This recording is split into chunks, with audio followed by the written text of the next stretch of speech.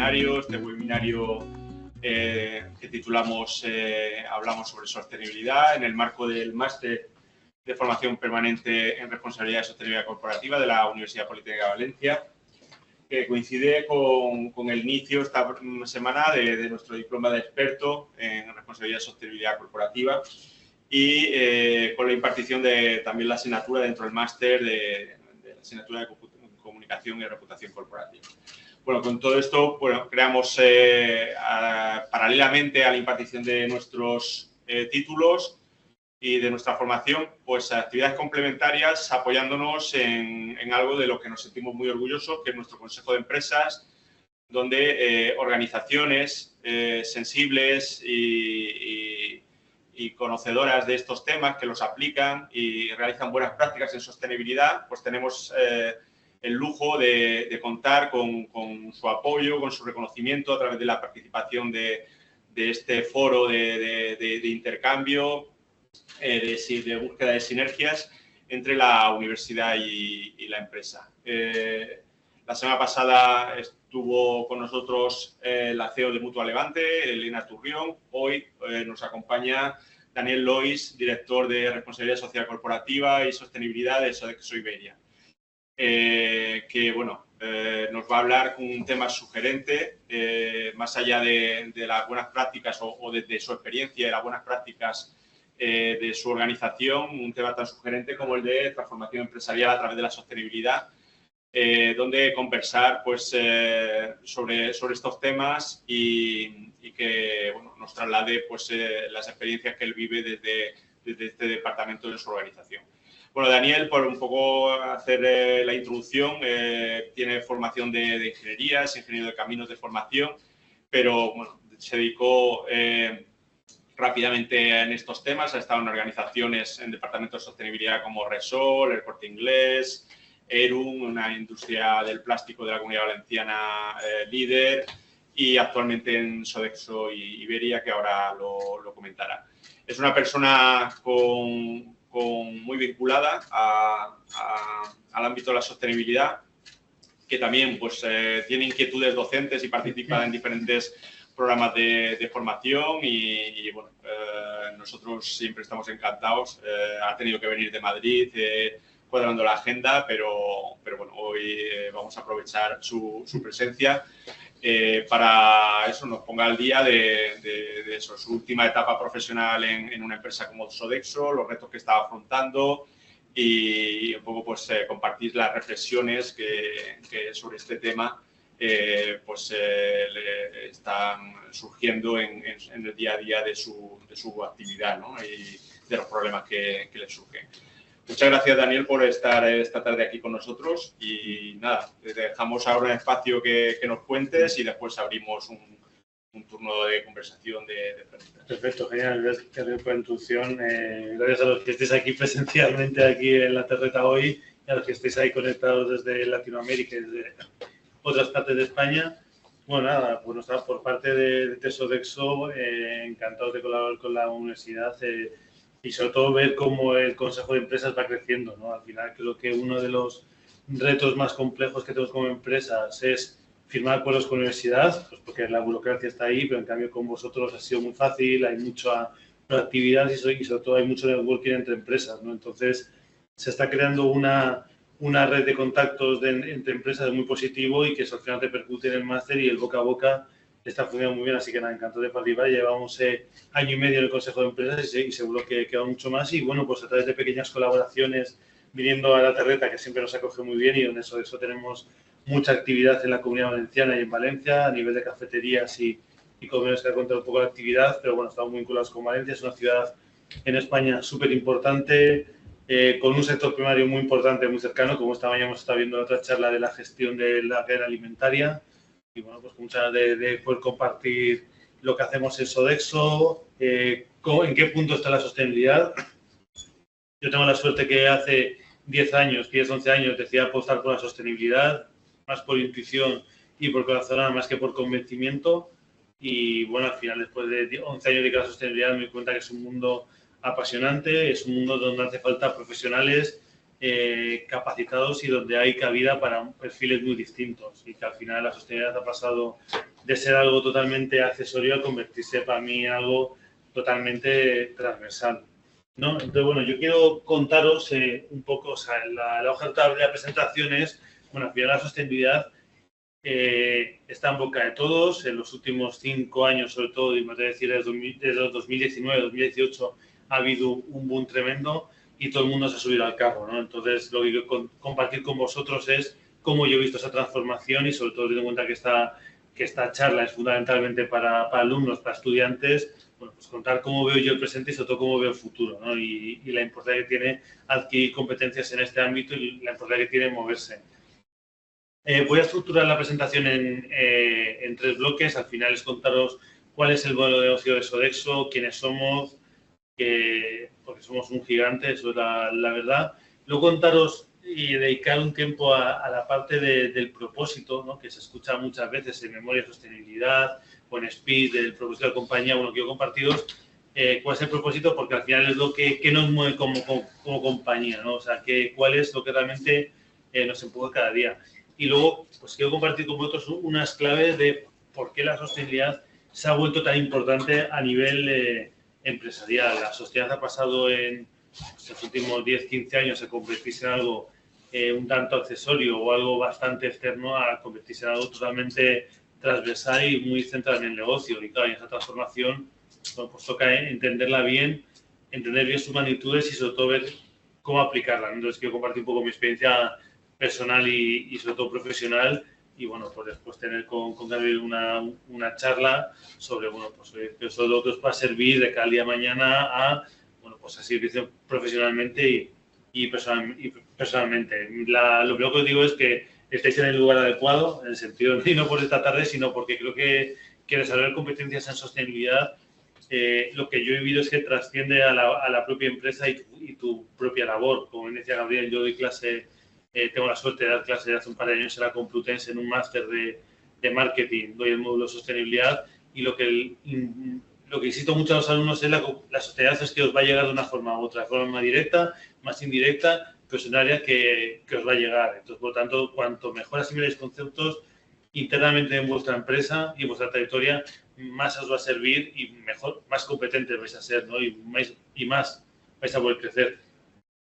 Por presentaros a Sodexo, que mucha gente nos conoce como los Ticket Restaurant, pero bueno, esa parte del negocio ya se ha hecho un rebranding, se llama Plusí, y al final en Sodexo lo que nos dedicamos es a mejorar la calidad de vida de las personas. Ya vais a entender cómo de eso ahí se puede hacer negocio, se puede hacer dinero, aunque cuesta mucho. Bueno, somos una empresa multinacional francesa, presente en más de 50 países, y ya aterrizando en España, fundamentalmente nos dedicamos a dos grandes áreas de negocio. Ya hablamos de la restauración, todo el tema de comedores, cafeterías, y la gestión del facility management, lo que hablaríamos tanto de limpieza como de mantenimiento. Ahí hablamos de FM Hard, que sería mantenimiento, y Soft, que sería limpieza o servicios incluso de conserjería, ¿vale? Pero al final son las dos áreas de nuestro negocio. Lo tenemos en una parte de Sodexo Live, que son parte de eventos y demás, pero al final hablamos de restauración y hablamos de facility management. Dos áreas que, si bien mejoran la calidad de las personas, tienen enfoques muy distintos de sostenibilidad. Entonces, Sodexo en España, al final estamos muchas veces allí en sitios que ni siquiera sabéis que estamos, ¿no? Da un poquito de yugo si vamos un fantasma, pero no. Estamos al final en la cafetería del hospital al que vais sin daros cuenta, o estamos en el colegio de vuestros hijos, o estamos en vuestra empresa. O sea, estamos en muchos sitios que muchas veces ni se considera que estamos allí. Por tanto, a veces eso yo lo que es bueno, porque lo malo se nota muy rápido. Entonces, bueno, en España estamos hablando de cerca de 7.000 colaboradores, más de 450 centros por todo el territorio nacional. Hablamos de fundamentalmente Madrid y Barcelona. Yo tengo mucha presencia en Valencia, en Galicia, bueno, pues en Aragón también. Bueno, al final estamos por toda la geografía nacional. Solamente ya la cifra de 450 centros ya hace ver que tenemos una gran capilaridad y que, por tanto, hay una gran dispersión, ¿no? Y además, sobre todo teniendo en cuenta que en nuestro caso siempre lo decimos, estamos invitados en la casa de nuestro cliente. O sea, no somos un operador de pie de calle, no somos pues un grupo, no somos dominos, o sea, al final nosotros damos siempre servicio en la casa de nuestro cliente, ¿no? Si es un banco, pues la cafetería del comedor, un hospital, ¿no? Entonces, eso también nos hace ser profundamente humildes y en el sentido y estar muy cerca de nuestro cliente, ¿no? O sea, al final tenemos que tener mucha cautela, tenemos que trabajar mucho con él, porque somos invitados en su casa y nos está dejando cocinar y darle servicio en su casa, ¿no? Al final es un modelo que se basa en concesiones, en eso, pues, es un modelo de concesión. Entonces, bueno, pues eso también a nivel de gestión supone un reto tremendo. Luego todos los centros, pues con la dispersión de tamaños que hay, ¿no? Tenemos centros que damos empresariales, que damos 6.000 comidas al día y luego tenemos pequeñas residencias de mayores que igual damos 15 20 comidas al día. Pues, cambia mucho. También lo que cuesta o el food cost, ¿no? O el coste del servicio que tú das ahí, en el sentido que al final ya tienes centros de grandes empresas que igual puedes dar un menú pues con un coste tuyo, no sé, de 10, 12 euros y otros sitios tienes que irte a 3 euros, ¿no? Entonces, claro, tienes que combinar una diversidad de clientes muy amplia, tienes que asumir sus precios o acordarlos con ellos, entonces esa dispersión genera que a nivel de sostenibilidad, bueno, pues hay que trabajar muy bien y de forma muy inteligente y sobre todo buscando la eficiencia y la excelencia en la gestión, ¿no? Al final también lo que hace la sostenibilidad es, o sea, si nos obliga a pensar mejor y a optimizar, ¿no? Y a veces, bueno, pues para aceptar o poder ofrecer ciertos productos sostenibles o servicios, tenemos que mejorar la gestión para que el precio siga siendo competitivo, ¿no? Al final es verdad, es una realidad. Estamos en una sociedad de consumo en el cual las cosas cuestan, entonces el tema precio tiene un impacto pues, muy importante en la decisión del consumidor, ¿no? Al final el dinero es limitado y nosotros dependemos que nuestra oferta gastronómica, en el caso de cafetería, sea atractiva para el consumidor y para que todos ganemos, ¿no? Lo que hablamos esta mañana, para que todos los que estamos en esa cadena de valor, todos reciban su remuneración justa, desde las personas que están en nuestras cafeterías, desde los que estamos en las oficinas, nuestros proveedores, o sea, todos. Al final tenemos que lograr que todo sea sostenible económicamente, ¿no? Al final la principal sostenibilidad que hay de una empresa es la económica, eso no hay que olvidarlo, ¿no? Y es así. Y cuando la sostenibilidad económica y la acompañas obviamente la parte ambiental, la parte social, pues al final que es una empresa mucho más competitiva. Lo que os contaba de nuestro modelo de negocio, ¿no? Al final estamos presentes en 3 grandes segmentos, empresas, sanidad y educación, y con un área y con un enfoque de trabajo muy transversal, ¿no? Ahí os pongo algunas áreas. El trabajo sobre todo de un departamento, ya volviendo a la temática del máster, un departamento como sostenibilidad es profundamente transversal. O sea, al final es un área que trabaja mucho con operaciones, para implementar acciones en los centros, con compras, ¿no? Para ver lo que estamos comprando, con marketing y comunicación, para también comunicar lo que estás haciendo, con un equipo global que tenemos en Sodexo para que esté todo alineado, lo que hacemos aquí está alineado con lo que dice el grupo, por esa coherencia de marca y también compartir nuestras buenas prácticas con el grupo para que se pueda implementar en otros centros, ¿no? A veces tenemos problemas aquí en España y tenemos la solución dentro de casa, lo están haciendo igual en Italia, ¿no? Entonces, por poner un ejemplo. O sea, al final esto es un esfuerzo la sostenibilidad de una compañía es un esfuerzo de muchas áreas. Yo en mi caso en Sodexo estoy yo como responsable de sostenibilidad, como director de sostenibilidad, no tengo equipo, pero o sea, la compañía tiene muy claro que todo, o sea, debo contar con recursos de otras áreas, ¿no? Y con el apoyo, ¿no? No pretende ser sostenibilidad ese área que haga cosas que otros no hacen, sino el rol que tiene o como yo lo vislumbro es un área de impulso, un área de empuje, un área que cubre necesidades, pero que también debe saber empoderar al resto de áreas para que asuman también su labor, ¿no? No vale que tengas la casa hecha un desastre y, bueno, ya sostener lo arregla, ¿no? Eso ya no funciona. Eso podía funcionar hace unos años, ahora ya no funciona. Entonces, también el rol de responsable de sostenibilidad funciona mucho, como yo lo veo y como yo lo vivo, como un rol muy de project manager, muy de coordinación, muy de impulso y combinando esas habilidades más diplomacia, esa empatía, tanto a nivel interno como a nivel externo, y también, pues, obviamente, debe ser una persona de datos y una persona analítica que sepa entender los indicadores y ser una persona meticulosa en el sentido en que no puede estar hablando todo el día de teorías, ¿no? Sino hablar de realidades, de cómo impactar el negocio, de los números y de qué sentido tiene cada uno de los números, ¿no? Que eso también, pues, es un aspecto muy importante. Tenemos una hoja de ruta de sostenibilidad, que al final la tenemos a nivel global, en el cual tenemos 9 ámbitos de actuación, tenemos nuestros objetivos a nivel globales, pero luego también importa mucho los que nos marcamos a nivel de país, ¿no? Al final eso, pues, tenemos dentro de mi hoja de ruta algunos objetivos en sostenibilidad y sobre ello vamos trabajando. Entonces, bueno, yo creo que ya tenemos una visión de quiénes somos en Sodexo y luego, pues, los retos que tenemos, ¿no? Tanto a nivel de la parte de restauración, ¿qué retos hay? Pues los retos que tenemos ahí son la parte, pues, es decir, un cliente cada vez más exigente y en un entorno en el cual ese concepto, a veces nuestro sector sigue siendo restauración colectiva, pero cada vez lo colectiva nos sentimos menos identificados porque ya no vale 2 primeros 2 segundos y ya está, sino lo que nos están pidiendo los clientes y el consumidor es más innovación en los platos, nos está pidiendo variedad, o sea, estamos llegando en muchos centros a un nivel de restauración no muy alejado de lo que estaría, o a un nivel, incluso ya están muchos centros, punteros nuestros, por encima de muchos restaurantes de pie de calle, con un nivel de producto, de restauración, de cocinado, realmente muy elevado.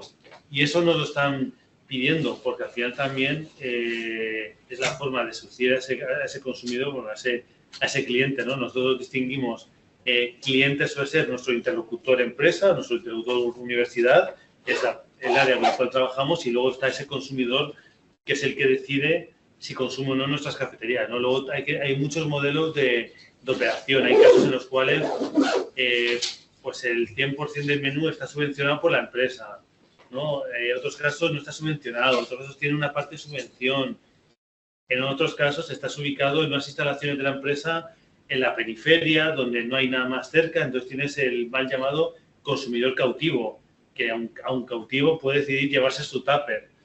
Entonces, bueno, pues tenemos que tratar de seducirle. Y luego también estamos en entornos más urbanos, donde tenemos que hacer una propuesta que sea atractiva para nuestro consumidor, que coma en nuestra cafetería, en la cafetería en la que estamos ahí, y no vaya a comer fuera. Y luego también es una realidad, surgen nuevos players en el mercado, surgen compañías de, pues, las que hacen no voy a hacer publicidad, pero las que hacen los tuppers para toda la semana, de repente eso empieza a ser competencia, porque también es una realidad, y eso se habla mucho en el sector de restauración, donde bueno, pues al final aprendemos mucho, y es que la gente cada vez cocina menos, o sea, eso es una realidad, o sea, al final con ritmos de día más ajetreados, el tiempo que nosotros dedicamos a cocinar es mucho menor, entonces, bueno, pues de repente surgen ante ese contexto nuevas propuestas de producto, que si los tuppers ya preparados, estamos nosotros, o sea, al final también, y obviamente otros factores externos, como ha sido en nuestro caso el teletrabajo, ¿no? Ha sido algo que nosotros, la pandemia fue muy dura para el sector de restauración, las políticas de teletrabajo fueron muy contundentes, prioridad de oficina, y ahí, bueno, pues Sodexo hizo un gran esfuerzo para sobrevivir en un momento que a muchas empresas de restauración colectiva o la restauración de catering se la llevó por delante. O sea, nosotros pudimos sobrevivir gracias a esa combinación de cartera, ¿no? Pues con una parte de hospitales, de colegios, al final toda esa diversidad nos hizo ser y luego estar en un gran grupo internacional, ¿no? Nos ayudó a sobrevivir en ese momento tan complicado. En ese ámbito sí que vemos, sobre todo hablando de empresas, que sí que la gente ya hay una vuelta a la oficina, ¿no? Ese teletrabajo 100% está desapareciendo, se está apostando más por la flexibilidad, y también hay esa reinvención de lo que son las oficinas. Para nosotros ha sido un reto y lo hemos visto como una oportunidad de que los espacios de trabajo, o sea, de que la experiencia gastronómica en las empresas sea mucho más de lo que era antes, y ahora buena es mucho más, o sea, que la cafetería como sean puntos de encuentro, puntos de dinamización, que la gente diga, mira, es que como en mi empresa o como en mi universidad o en el hospital, oye, pues es que se come mucho mejor que otros sitios, ¿no? O sea, al final tratar de incentivar. Entonces, entroncando ahora con bueno, o sea, ya hemos visto, hay un contexto empresarial muy complejo, solo creo que estaré un rato hablando sobre ello. Estamos en un momento en el cual, estamos en un sector en el cual los márgenes son muy ajustados, eso es una realidad.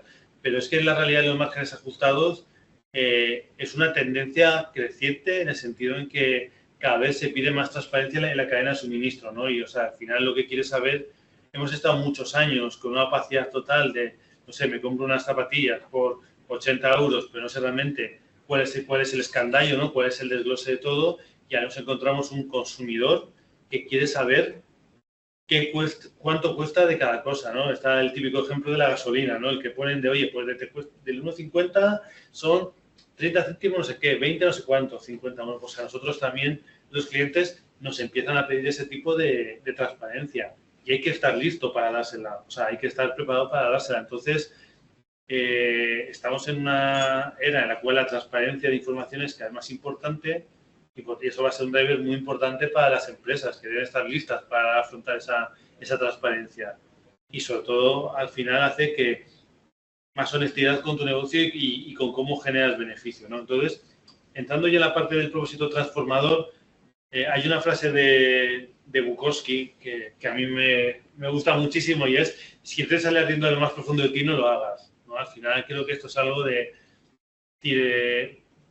las empresas deben tener claro por qué hacen las cosas, ¿no? Cuál es su objetivo. Y esto que parece a veces muy nimio, ¿no? Que se da por hecho, hombre, claro, pues una empresa de coches sabe lo que hace. No, realmente tener claro esto es lo que hace que no pierdas el foco. Y esto no es algo que pongas bonito en una presentación y que bien todos y no. Esto tenemos que estar convencidos de por qué estamos aquí, ¿no? Eso lo tenemos muy claro y es verdad que es un negocio muy duro. Los centros son entornos complejos donde son, pues imaginaos en un centro que se preparan, estuve hace 2 días en uno de esos centros en Madrid, se dan al día 5.000 comidas. Pues es que la presión es inevitable y además, sobre todo, en un sector de restauración, es que los plazos son súper ajustados. Tienes que empezar a cocinar, en nuestro caso cocinas a las 10 de la mañana, empezar a emplatar a las 12:30, o sea, son tiempos muy ajustados. Y es que o te lo crees o disfrutas con lo que haces o si no, aquí no hay cabida. Entonces,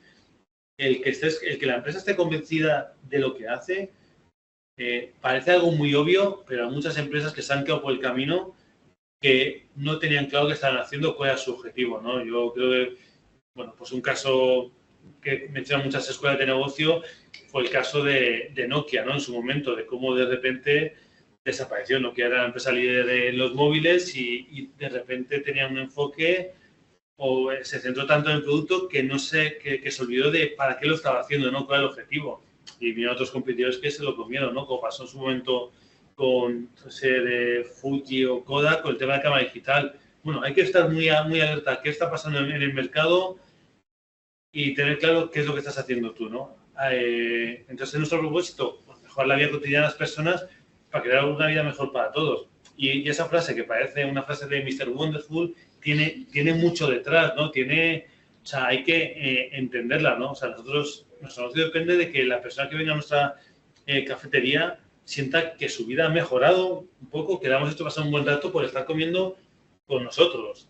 Y eso también lo lleva a la parte del facility management, ¿no? Oye, tiene que ser algo que digas, oye, qué gusto estar aquí porque las personas de limpieza son encantadoras, está todo impoluto, o incluso el cliente diga, oye, es que cuando llamo a Sodexo me resuelve todo rápido, ¿no? Todo eso son pequeñas sumas que al final hace que te conviertas en un socio importante. Y también estamos en un contexto empresarial, como decía, muy complicado, en el cual las barreras de entrada ya no existen y es muy complicado encontrar barreras de entrada en un mercado. O sea, al final, es decir, hace 15, 20 años había muchos entornos en los cuales el conocimiento era muy cautivo, pero es que ahora estamos en una sociedad en la cual el conocimiento se ha democratizado a unos niveles impensables y es muy fácil aprender a hacer cosas que hace unos años era impensable, ¿no? Quieres crear una marca de móviles, pues con tu nombre lo puedes crear en 3 meses, ¿no? Vas a China, tal, o sea, al final, es decir, todo se ha vuelto muy sencillo.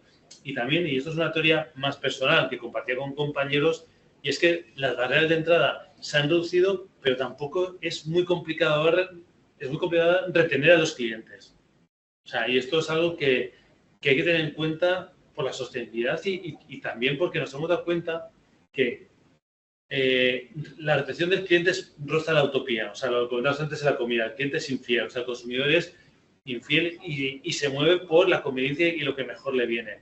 Hace unos años, hay ciertos servicios que es mucho más fácil retenerle, ¿no? Decir, oye, pues cuando pasaban unos años, recuerdo a mi padre en su despacho, con el tema del software de contabilidad, pues claro, venía una empresa, te lo instalaba ahí y ya te volvías dependiente de ella para siempre, prácticamente, porque salirte, el coste de cambio era muy complicado.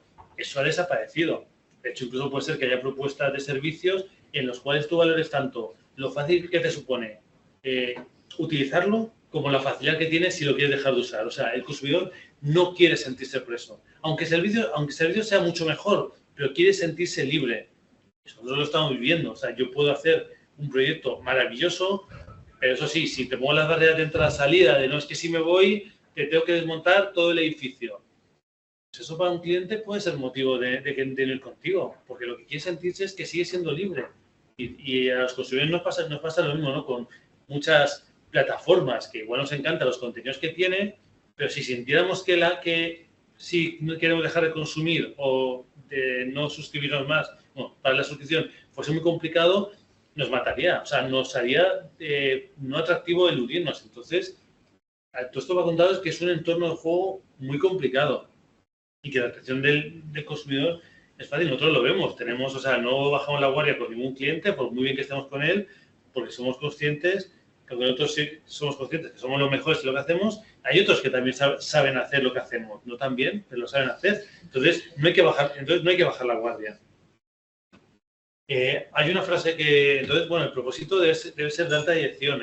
Hay una frase que a mí me encanta de nuestra CEO a nivel mundial, Sophie Bellon, que dice: no podemos salvar el planeta sin amor por la comida. Pues que al final también un poco es lo que intentamos inculcar a través de acciones y volver a dar valor a la comida, luchar contra el desperdicio, ¿no? Tenemos aquí, por ejemplo, un lema que sacamos hace un año: la comida se come, la comida no se tira, que sí, resulta muy obvio, pero lo que queremos es empujar esa transformación, y con este tipo de mensajes vas logrando que la sociedad vaya calando en la empresa, y sobre todo con mensajes muy concretos, ¿no? Ya por ir afrontando el último bloque, antes de entrar en la charla con Gabriel, si hay alguna pregunta más en la sala, perfecto, bueno, quiero daros una serie de claves como yo entiendo la sostenibilidad y como entendemos eso que es la sostenibilidad. Bueno, la sostenibilidad es un empuje para avanzar y evolucionar.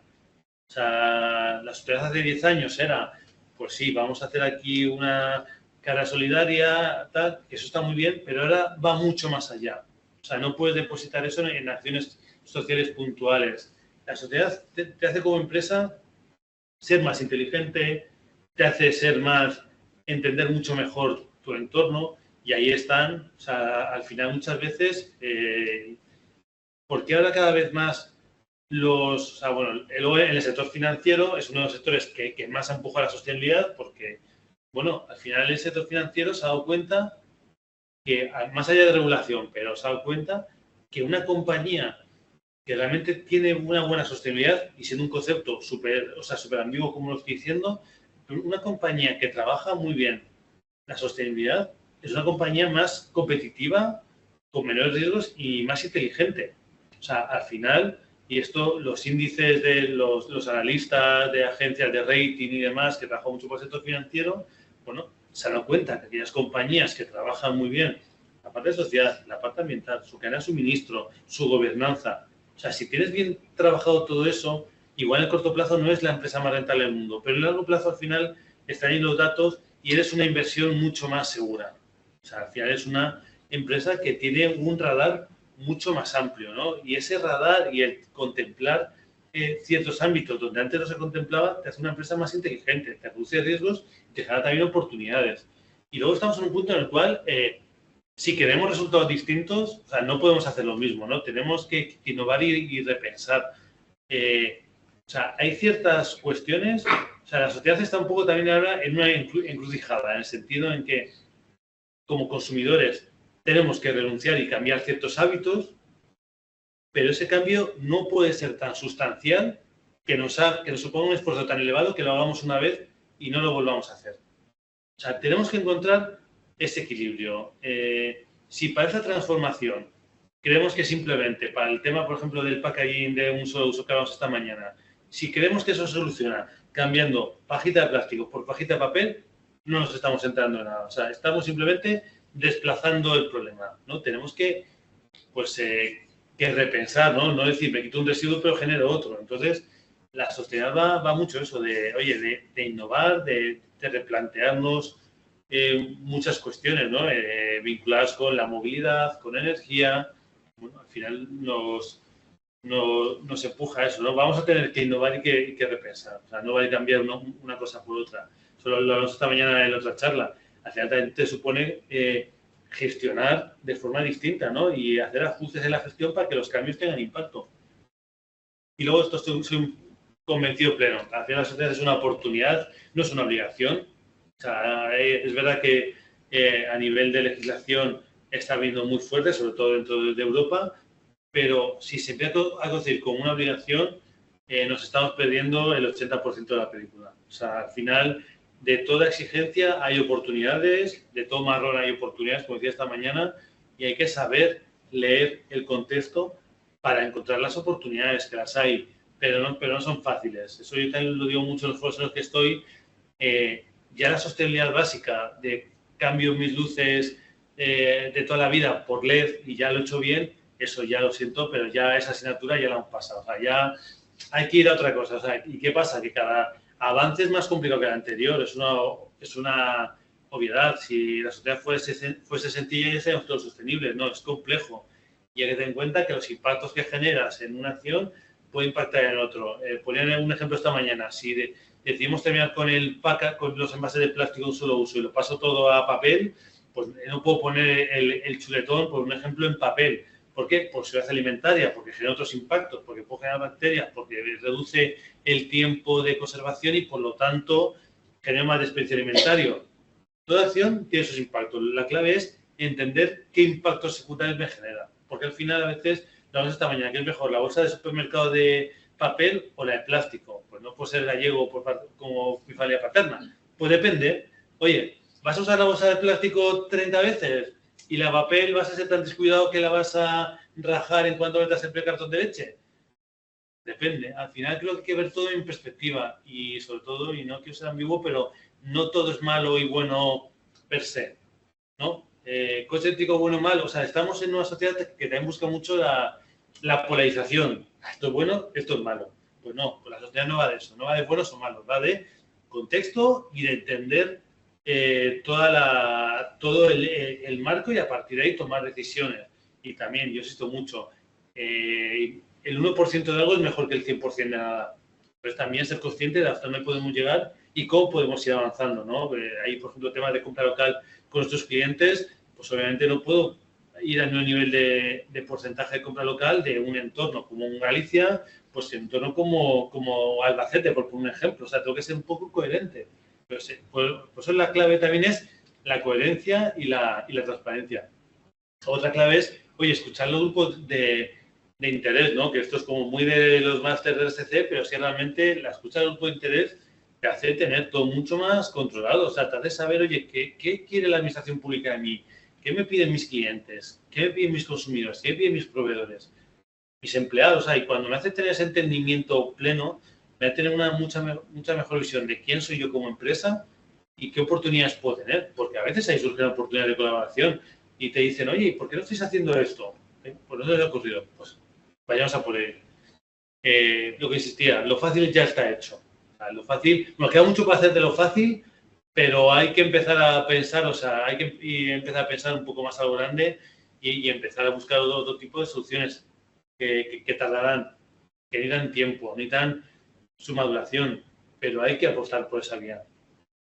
Y luego también algo fundamental es un marco normativo profundamente legal y complejo, ¿no? Yo que llevo algo más de 10 años en sostenibilidad, el boom que ha habido los últimos 5 años no tenía para un montón. Yo recuerdo estaba en una empresa anterior, en las otras empresas que he estado, la normativa ha ido avanzando de forma muy significativa. En la última empresa que estuve aquí en Alcoy, en el UM, pilló justo cuando entraba la parte del impuesto a los plásticos y recuerdo perfectamente que faltaba una semana, para que estamos con la cuenta atrás del fin del mundo, una semana para que entrase el impuesto y hacíamos preguntas a Hacienda, a la gerencia tributaria, oye, ¿de cómo se va a tributar esto? ¿Cómo se va...? Tal, y no sabían.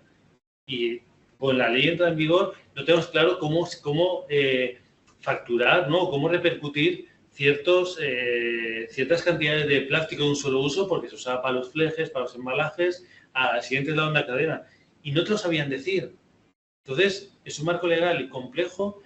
Hay una parte muy importante de todo el reporting no financiero, ¿no? Que Lupe comentaba esta mañana, ese tsunami que viene a nivel regulatorio y que tenemos que no decir a todo que sí, y sobre todo en la sostenibilidad creo que, al igual que desde que empezó nos ha ayudado a replantearnos lo establecido, ahora no podemos por sistema decir que sí a todo. O sea, y nosotros como empresa, nuestro rol es manifestar cuando no estemos conformes y sobre todo entre tanta legislación, y no se trata de aquí de usar la legislación a tu antojo, sino poner un poco de cabeza, ¿no? Y ayudar a entender todo mejor. Y si no estamos de acuerdo con la administración, comunicarse con la administración y hacerlo con otras empresas. Y de ahí internamente tener claro qué es lo que queremos, ¿no? Y cómo queremos avanzar. Y luego, bueno, pues ya por último punto, la sociedad también implica cuestionar ciertas directrices y tendencias, ¿no? O sea, y creo que eso es algo que es importante no olvidar en el entorno de la sostenibilidad. O sea, y al final la RSC de sostenibilidad surge de cuestionar cómo era nuestro modelo productivo, de cuestionar cómo se estaba trabajando, cómo era nuestra cadena de valor, y ahora tenemos que seguir cuestionando. Y no toda directriz en sostenibilidad es buena. O sea, quiero decir, esto suena un poco extremista, pero es decir, tenemos que seguir cuestionando y seguir entendiendo el contexto, ¿no? No podemos entregarnos a, vale, esto lo piden esto, pues es que piden esto, hay que hacerlo. Sí, pero sigamos poniendo cabeza, ¿no? Yo lo veo muchas veces con todo el tema del reporting no financiero, de los datos de sostenibilidad. Internamente yo también con mis compañeros de eso a nivel global o a nivel Europa lo trabajamos, ¿no? Vale, hay muchos datos que rellenar, pero pongamos el foco en unos pocos. O sea, la parte de materialidad, de centrarnos en lo importante. O sea, no puede ser que este tsunami regulatorio y este tsunami de peticiones de grupo de interés nos haga olvidar lo importante. O sea, por eso la importancia del propósito. O sea, porque al final cada vez las empresas nos piden más cuestiones, nos pide en un centro un consumidor que quiere que todo sea local, otro no sé, o sea, tenemos muchas peticiones. Entonces, nuestro deber como empresa es, en vez de decir que sí a todo, es recoger todo eso y ofrecer la mejor solución posible. No, porque yo lo decía hace unos meses en otra clase que di, y oye, si queréis que seamos neutros, a partir de mañana en nuestros comedores damos todo, lechuga y ya está. Y hacemos, vamos, lechuga, huella de carbono bajísima de la alimentación, pero eso sí, al día siguiente estamos fuera. O sea, al final creo que también tenemos que, a ver, he puesto un ejemplo un poco absurdo, pero se trata de dar equilibrio, dar contexto y sobre todo también un poco, bueno, pues hacer ver que estamos avanzando. Lo que digo es, hay que avanzar mucho más rápido en muchas cuestiones y en otras va a llevar tiempo. En muchas veces estamos agotando el tiempo, no por ser negativo, pero tenemos que seguir empujando. Y la forma de que las soluciones lleguen y se queden son aquellas que estén alineadas con el negocio, que los números sean factibles de hacer y que al final estemos, consumidor, cliente, proveedor, estemos todos de acuerdo. Entonces, al final se trata de cuestionar ciertas directrices, tendencias y cambiar esas tendencias. Y la forma de cambiar las tendencias es de forma progresiva y llevándolas hacia un área que tenga sentido para todos. Y nada, eso es todo. Muchas gracias. Pues nada, genial, Daniel. Muchísimas gracias por tu exposición. Ha sido bastante completa y la verdad es que has tocado temas muy, muy sugerentes de los que seguro que vamos a poder comentar. No sé si aquí quienes nos acompañan o desde fuera en el Teams hay alguien que quiera plantear o comentar algo. Yo, si acaso, voy abriendo el juego. Sí que me ha parecido y me parece muy sugerente y es algo que también, bueno, pues lo hemos comentado muchas veces en el máster y en los diferentes foros que habilitamos, ¿no? Y que bueno, estos foros que contrastamos con las empresas, cómo lo estáis viviendo, ¿no? Ese es un ámbito normativo que nosotros vivimos a nivel académico, como que, bueno, pues también desbordando, ¿no? Teniendo que actualizar materiales, teniendo que estudiar como nunca, ¿no? Pues ese contexto, bueno, sí que es cierto que en positivo, pues ha puesto en primera línea y en la agenda de las empresas este tema, ¿no? con la importancia que pensamos se merece. Pero sí que es cierto que bueno, pues pone al nivel la sostenibilidad de lo que es la obligación normativa, y ahí las empresas pues entran muchas pues desde la obligación, ¿no? Desde el convencimiento, ¿no? Entonces, el otro día comentábamos en un foro un poco ahora las empresas que habéis liderado esto durante un tiempo o porque tenéis un propósito, porque lo tenéis claro, porque habéis generado buenas prácticas. El reto está en qué hacer más, porque bueno, el marco normativo está ahí, ¿no? Pero también lo que has comentado, ¿no? Me ha parecido muy interesante. El marco normativo está bien, pero apliquémoslo con cabeza, ¿no? Es decir, el reto no va a estar ahora en coger la norma y decir voy a hacer todos los indicadores, ¿no? Porque los recursos no son infinitos, ni mi tiempo es infinito, ni solo me puedo dedicar a esto, sino en saber seleccionar, y eso es un proceso complejo. Y por eso hay que tener muy claro el propósito, por eso hay que tener muy claro qué te dedicas, a qué te quieres dedicar, dónde quieres poner el foco. A través de la materialidad, identificar qué es lo que realmente es esencial, qué es lo que tienes que trabajar para que se integre en tu discurso, ¿no? Yo creo que eso es realmente el reto en el que estamos, ¿no? Por eso es tan importante el pararse a pensar muchas veces cuál es el propósito de tu empresa, cuál es revisar si necesitas actualizarlo, revisar si tienes que reinterpretarlo. Porque eso después te da la clave de todo lo demás, ¿no? Tú en las empresas que has vivido, la evolución, esa evolución de la reflexión del propósito, o sea, desde Sodexo, o sea, lo veo que lo tenéis trabajado y tal, pero entiendo que ha evolucionado, que reflexionáis sobre ello, que reinterpretáis, un poco cómo vivís todo este proceso. Seguro. Voy a abordar la primera parte de la introducción, que es muy interesante por la parte efectivamente de los datos, ¿no? O sea, ya ha habido en los últimos, creo que desde la publicación de la ley de reporting no financiero, que fue 2018, si no me equivoco, en diciembre de 2018, en el cual ya equiparaba totalmente el reporting financiero con el no financiero. Lo que pasa es que a nivel de reporting hay una costumbre del no financiero, y es que tiene muchas más unidades que el financiero, ¿no? Al final el financiero son todo euros, porcentajes y ya está. Claro, de repente llega el no financiero y sí, hay porcentajes de variación, pero tienes número de personas que pueden ser a tiempo completo. Luego tienes emisiones de CO2, tienes consumo de agua, tienes consumo energético, tienes horas de formación. O sea, de repente llega el reporting no financiero y viene con una serie de magnitudes profundamente distintas, y que incluso muchas veces, yo creo que está bien tener los datos a nivel no financiero, o sea, te da una buena visión de cómo está la compañía, pero es mucho más importante entender el porqué. Y hay algunos datos, y hay que asumir como empresa, que hay algunos datos que pueden variar y que no tiene por qué haber una justificación detrás. Por ejemplo, si un año como empresa, Sodexo a nivel de España, me sale que el total del porcentaje de mujeres son 61%. En el siguiente me ha bajado a 59,5%. Pues, o sea, al final son propias variaciones de que obviamente estar preocupado si ese porcentaje me ha bajado un 40%, ¿no? Entonces, y sobre todo también es entender, o sea, la parte de datos creo que es entender el porqué, ¿no? Si, oye, si baja mi consumo energético, ¿por qué? Pues incluso muchas veces con los datos el problema y se ha visto en los últimos años, cada empresa tiene sus alcances distintos. O sea, si ya pasa muchas veces para la parte financiera de cuál es el alcance de reporting, muchas veces en los no financieros, pues hay empresas que no consideran ser activos, otros que no, otros consumos energéticos, pues ahí lo comparten con otras empresas, oficinas. Al final, cada empresa tiene que luego muchas veces la comparación entre empresas, o sea, está bien tener los datos porque te hace, o sea, pero a mí me da mucho miedo cuando se intentan comparar datos entre empresas no financieras. O sea, he bajado este año un 20% el consumo energético y una empresa bajó un 5%. ¿Yo soy mejor que otra empresa? Pues habrá que entender por qué.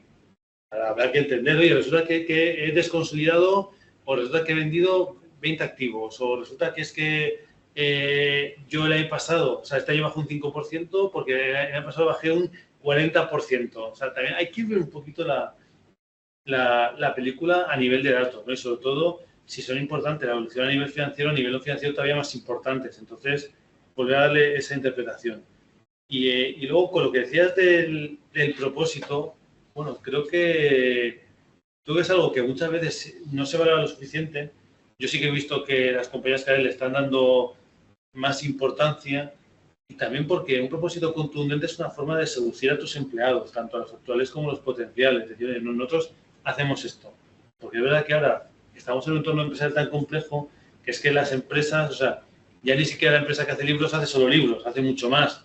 O sea, nosotros decimos que, o sea, no de comer, damos mucho más, nos involucramos a mucho más niveles, estamos ampliando actividad. Entonces, creo que ya todas las empresas se han obligado a ampliar sus funciones, a crear nuevas y hacer el propósito es importante porque al final es tiene que ser como ese empujón básico, ¿no? Pero yo sí que he visto una evolución y sí que veo que cada vez se le da más importancia. Yo también quería aprovechar para preguntarte, me has comentado, bueno, te he visto en redes y bueno, estamos en contacto de tu participación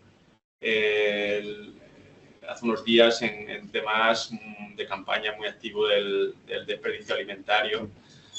Sí que me gustaría que si pudieras ahondar un poco en eso de la lectura que has extraído de la participación en foros donde, bueno, pues habéis participado en empresas líderes o que tenéis o que trabajáis pues estos temas. Un poco cuáles son un poco las tendencias, las preocupaciones y también de qué manera trabajáis vosotros este tema con vuestra cadena de suministro, ¿no? En la medida en que qué políticas vosotros manejáis de desperdicio alimentario que al final tenéis que de alguna manera trabajar con clientes y proveedores para que aquello funcione, ¿no? Justo. Pues la verdad es que eso, me alegra que tienes esa campaña. O sea, al final el desperdicio alimentario es el principal impacto ambiental y social, si me lo permitís, que generan nuestras cocinas. O sea, al final, si a veces nos sobra en casa y igual somos poquitas personas, imaginaos lo que puede ser preparar 500 menús y ante la incertidumbre que no saber cuántos van a consumir en ese día, ¿no? Porque tienes que darle variedad. ¿Cómo lo estamos trabajando? Bueno, pues al final, bueno, lo que hemos extraído de la participación sobre eso, que estamos muy activamente involucrados con esas campañas. La semana pasada fue la Semana contra el Desperdicio Alimentario, que en España tiene mucho impacto. Estuvimos ahí con ECOG. Y lo que yo tengo muy claro es que el desperdicio alimentario cada vez importa más. Y importa más, pero porque toca el bolsillo y porque realmente hemos estado, o sea, y esto es algo que sí que veo que evoluciona a nivel social, hemos tirado, o sea, en esa sociedad del consumo ha habido un momento en el cual hemos sido completamente narcisistas y nos ha dado igual tirar porque no pasa nada, porque era barato, ¿no? Porque como era barato no le da valor. En el momento en el cual hay inflación, todo empieza a costar más y entonces, oye, tenemos que ser mucho más cautos con no tirar comida, pero porque cultivar una patata o un tomate, lo hablamos esta mañana, cuesta muchísimo. O sea, hay un esfuerzo detrás que tela. Entonces, creo que primero estamos en un momento a nivel social y a nivel empresarial de poner en valor las cosas. O sea, tenemos que poner en valor lo que tenemos y uno de los puntos más importantes es poner en valor la comida. Entonces, de estas iniciativas lo que yo me quedo es, primero, que el desperdicio alimentario sigue generando unos impactos ambientales muchísimos. De hecho, generan pues el 10% de las emisiones de CO2 a nivel mundial, o sea, todo el desperdicio alimentario. Y de que tenemos que volver un poquito a los orígenes y es hacer lo que hacían nuestras abuelas. O sea, al final yo lo veo muchas veces, la economía circular, ya mi abuela hablaba de economía circular. O sea, cuando decía bueno, pues a ver, con esto que ha sobrado hoy, mañana haré no sé qué de comida. O cuando de un vestido cortaba una cosa y hacía un trapo o hasta remendaba, ¿no? Claro, ese tipo de cosas. Pues de repente la sociedad que está nueva igual estaba ya hace 50, 60 años, porque hemos vivido una sociedad de la abundancia. Igual ahora nos estamos dando cuenta que es que no hay tanta abundancia como pensábamos, porque así nos hemos perdido en un momento del camino. Entonces, el desperdicio alimentario para Sodexo es fundamental y se está trabajando con muchas pequeñas acciones, ¿no? No hay una pequeña gran acción que diga, bueno, hago esto y me olvido del desperdicio alimentario. ¿Cómo se trabaja? Planificando las comidas en los centros con los clientes, tratando de tener históricos de, oye, de cuánto son la asistencia media en esta época del año los lunes. También un poco ajustando, por ejemplo, en la preparación, o sea, no sacando todo a la vez en el lineal, sino igual yo por ejemplo, sé que si en la primera mitad si el servicio dura 1 hora y en la primera mitad del servicio va a comer el 80%, pues luego lo que se ir sacando de menos, voy sacando a pedido, así de esa forma no saco todo y por tanto lo puedo luego regenerar, o lo pongo a la venta con plataformas como Tugo, por ejemplo, o lo pongo para los empleados para que se lo lleven. No sé, o sea, al final hay iniciativas y luego también algo que hacemos mucho, estoy súper orgulloso en Sodexo, es cómo trabajamos con la mal llamada fruta fea y la verdura fea, lo que, bueno, pues al final nosotros también nos hemos dado cuenta y, bueno, nos hemos dado cuenta, no, nosotros, o sea, queremos apostar por ello porque damos salida a muchos productos que de otra forma los agricultores quedarían. Porque es verdad que, claro, cuando queremos ir al supermercado, queremos que los tomates sean rojos, queremos que la zanahoria no tenga 2 patas, o sea, queremos... Entonces, lo que estamos haciendo nosotros, además de concienciar mucho los centros, es, bueno, pues proponer nuevas elaboraciones. Pues si la zanahoria me viene así, igual tengo que hacer otra preparación.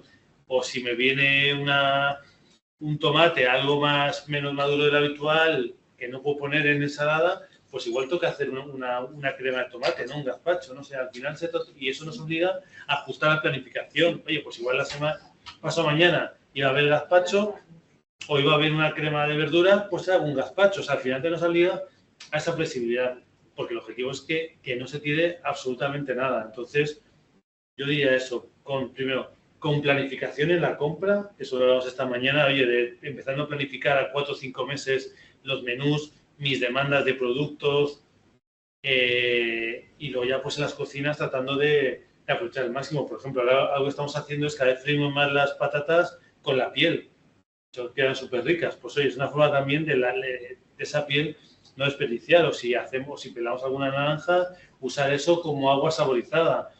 No sé, al final son muchas pequeñas acciones. Luego también invertir en la formación de los equipos. Y luego también al consumidor, ¿no? Animando a que no tire comida, que solamente se sirva lo que vaya a consumir, ajustando también raciones. O sea, igual al final, ¿qué pasa? Está mucha parte de observar de cómo se comporta, de cuánto consume el consumidor y, oye, si me estoy pasando de echando las patatas, pues igual hablo con mi cliente, oye, las patatas fritas cuando has hecho, la mitad se deja el 20%. Voy a echar un poquito menos para que no se tire. No sé, y lo que sobre todo una parte muy importante es el pesaje. En nuestro caso lo hacemos, tenemos un programa que se llama WishWatch, el cual lo que hacemos es pesar el desperdicio, tanto en la cocina como en el plato del consumidor, que hacemos pesando las bolsas. Ese pesaje nos permite tener una noción de cuánto estamos tirando y proponer medidas para reducirlo. Entonces, al final, son muchas pequeñas acciones, pero es algo que yo ya las ha pasado en un foro.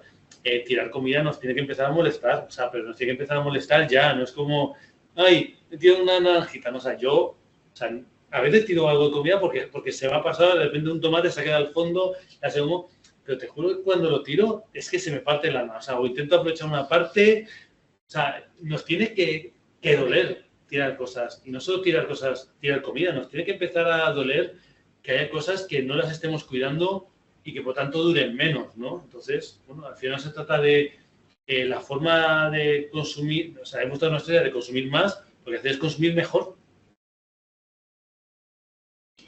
Yo sé que también te quería preguntar, y un poco hilando lo que has comentado, has hablado de Sodexo, una multinacional, pero tú trabajas en Sodexo Iberia y estás trabajando en un sector que al final trabajáis con productos perecederos, trabajáis con una complejidad de programación muy relevante. ¿Cuál es vuestra política, ¿no? de cómo relacionáis con las comunidades locales en cuanto al aprovisionamiento? Porque entiendo que que es una parte importante sobre la que le habréis dado muchas vueltas y que de alguna manera pues bueno, la tendréis integrada. Entiendo que a nivel de la filial en España, pues bueno, pues vuestra operatividad, no sé si esto es algo transversal en todas las filiales de vuestra multinacional, si aquí lo tenéis organizado a nivel regional o por centros digamos, de servicio.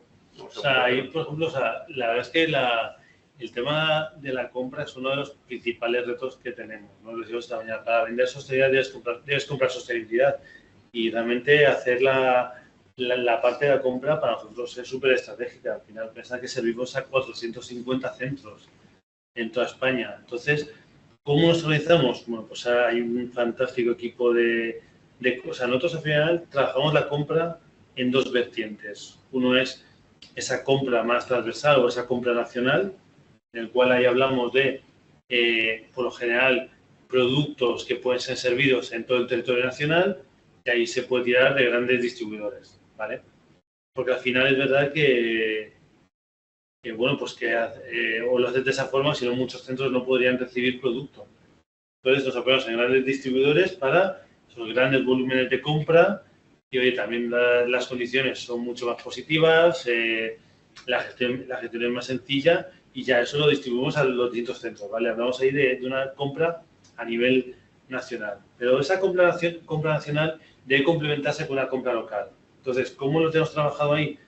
Tenemos unos equipos locales ubicados en Galicia, en Madrid y en Barcelona, que pues para esas geografías y abarcando alguna más, se encarga de ir a buscar productores locales del entorno, encontrar productos interesantes cerca y según el centro el porcentaje de compra local es mayor o es menor, pero siempre se apuesta por la compra de proximidad porque... Y no solo por un tema de huella de carbono, que al final es verdad que si ves muchos estudios, la huella del carbono del transporte, si está optimizado, comparado con lo que supone la producción, es bastante baja, ¿no? A veces, pues sí, el típico de, oye, de por qué si compro una, no sé, una aquí en Valencia, una naranja de Murcia, debe ir de Murcia a Madrid y luego a Valencia, y no puede venir Murcia a Valencia. Bueno, pues es que igual, o sea, a nivel de eficiencia es mejor que se vaya a Madrid y que lo venga a Valencia, porque no, o sea, hay que ver las emisiones de forma unitaria. Si yo hago ese trayecto, aunque sea el triple de kilómetros, pero logro que el palet vaya lleno, es mucho mejor, mucho menos CO2 que si hago un Murcia-Valencia con un cambio y medio vacío. O sea, ahí están ahí los datos. Entonces, al final también hay que trabajar en esa parte de optimización. Entonces, tenemos esa compra nacional, que los apoyamos en grandes distribuidores y productores a nivel nacional, y luego en otras geografías apostamos por esa compra local, esos productos más específicos y la gestión de todos ellos pues con un equipo humano fantástico y volcado con el proyecto, ¿no? Y también un poco entendiendo en el centro en el que estamos cuál es el proyecto que hay de restauración, cómo conecta, cómo va a ser la oferta gastronómica, ¿no? Porque también el producto local hay que darle un tratamiento especial, hay que hacer una elaboración distinta para ponerlo en valor y también nos sirve para dinamizar y para poner en valor, y pues si hoy si servimos aquí en un centro nuestro en Valencia, la naranja de la huerta valenciana, pues hacemos una comunicación especial. Y está bien comunicar, ¿no? También eso, lo que pasa a veces, no sé si has escuchado lo de el green hashing, pues que no sé, sí. El green hashing, que es ese miedo a las empresas a decir las cosas que hacen bien, por si no piensan que se va a echar encima. Oye, pues si en un día tenemos en un centro producto local, pues se anuncia y a la gente le gusta que se lo cuentes y que sepan que el tomate de esta ensalada es de proximidad. Y no está mal comunicar. Al final también el reto que tenemos y contar con el propósito, hay que emocionar con la comida. O sea, hay que en nuestro caso la comida sea una experiencia.